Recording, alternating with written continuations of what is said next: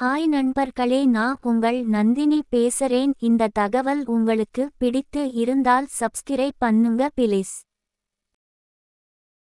நம்முடைய முன்னோர்கள் 2000 ஆண்டுகளுக்கு முன்பே சூரிய சக்தியை கொண்டாடினார்கள். ஆனால் இன்று நாம் சூரிய ஆற்றலை புறக்கணிக்கிறோம் என்பது வேதனையான உண்மை.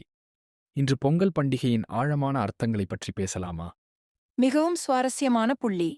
உண்மையில் பொங்கல் பண்டிகை நமக்கு இயற்கையோடு இணைந்த வாழ்க்கையை கற்றுத்தருகிறது. ஆனால் இதன் வரலாற்று முக்கியத்துவம் என்ன? சங்க காலத்து இலக்கியங்களில் இந்த பண்டிகையை பற்றிய குறிப்புகள் காணப்படுகின்றன. சுமார் 2000 ஆண்டுகளுக்கு முன்பிருந்தே தமிழர்கள் சூரியனை வணங்கி வந்துள்ளனர். இது வெறும் பண்டிகை மட்டுமல்ல, ஒரு வாழ்க்கை முறை. அப்படியென்றால் பொங்கல் நாட்களில் ஒவ்வொரு நாளும் ஏதோ ஒரு முக்கிய கருத்தை வலியுறுத்துகிறது இல்லையா? மிகச் சரியாக கேட்டீர்கள். முதல் நாள் போகி, பழமையை விடை கொடுத்து புதுமையை வரவேற்கும் நாள். 2ஆம் நாள் சூரியனுக்கு நன்றி சொல்லும் நாள். 3ஆம் நாள் மாடுகளுக்கு நன்றி சொல்லும் நாள். 4ஆம் நாள் உறவுகளை கொண்டாடும் நாள். அதாவது ஒவ்வொரு நாளும் நன்றி சொல்வதற்கான ஒரு காரணம் இருக்கிறது. ஆமாம், நமது முன்னோர்கள் மிகவும் புத்திசாலித்தனமாக இந்த பண்டிகையை வடிவமைத்துள்ளனர். ஒரு சுவாரஸ்யமான தகவல்: பொங்கல் பானையில் பொங்கும் பால் வடக்கு நோக்கி பொங்கினால் மழை வளம் அதிகரிக்கும் என்று நம்புகிறார்கள். அடடா, இது புதிய தகவல். பொங்கல் சமைப்பதிலும் பல நுணுக்கங்கள் இருக்கின்றன போல. நிச்சயமாக. புதிய பானை, புதிய அரிசி பயன்படுத்துவது புதிய தொடக்கத்தை குறிக்கிறது. வெல்லம் சேர்ப்பது வாழ்க்கையின் இனிமையை குறிக்கிறது.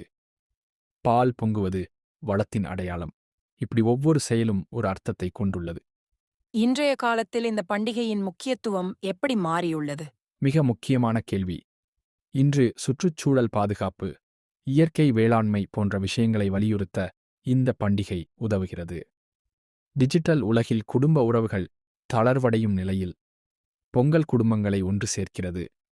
அதாவது பழைய மதிப்புகள் புதிய காலத்திற்கு ஏற்ப மாறுகின்றன.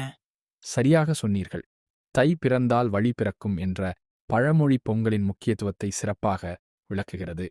இது வெறும் பண்டிகை மட்டுமல்ல, புதிய தொடக்கத்திற்கான அடையாளம். இந்த அற்புதமான உரையாடலுக்கு நன்றி. பொங்கல் பண்டிகையின் ஆழமான அர்த்தங்களை புரிந்து கொள்ள இது உதவியது. நன்றி. பொங்கல் நமக்கு கற்றுத்தரும் பாடங்கள்: நன்றியுணர்வு, இயற்கையோடு இணைந்த வாழ்க்கை, குடும்ப ஒற்றுமை, இவை எல்லாமே இன்றைய காலத்திற்கு மிகவும் தேவை. ஹாய் நண்பர்களே, இந்த தகவல் உங்களுக்கு பிடித்து இருந்தால் சப்ஸ்கிரைப் பண்ணுங்க பிளீஸ்.